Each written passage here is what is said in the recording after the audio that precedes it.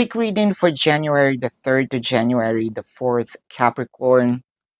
Someone already made a decision na parang sinabi, ayoko na, tapos na, let's end this. Pero during the journey or while on the journey of leaving, parang merong parang nag-change ng mind, no? Parang nag-iba ang ihip ng hangin na sandali, a realization of, do I really need to do this? Do I want to do this? Like for real? So, kailangan kong bumalik. Um, Parang nagkaroon ako ng pabigla-biglang desisyon, no? With the Judgment, High Priestess, and the Death card.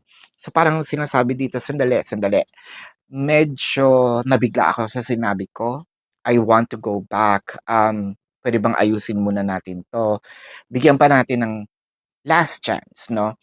If this is not really going to work, then probably that's it. Pero ang nakikita natin dito, ito yung time na gagawin ko ang best ko, no? To keep this connection. So this is your quick reading, Capricorn, for January the 3rd to January the 4th. Predicting future is my purpose.